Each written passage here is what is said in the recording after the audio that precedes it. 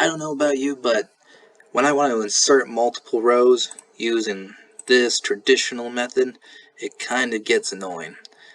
Rather, it would be easier to just choose what row you want to insert, and then if you want to insert 5 rows, you can just do it as easy as that.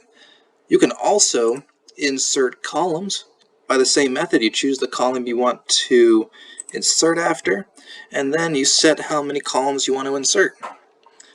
So we do this by using AppScript. The link to which is going to be included below in the video so you can get the code.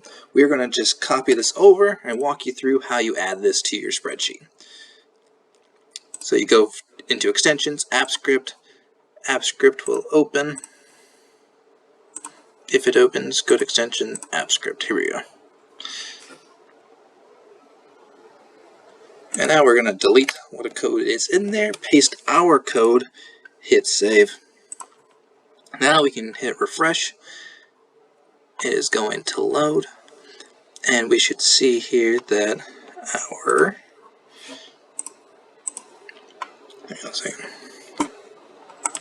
Sometimes you have to hit the run button to make sure that it gives you the permissions.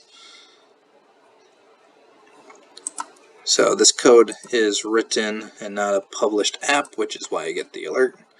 Hit allow. There we go. Now let's hit refresh again, and we might have to give it permission one more time.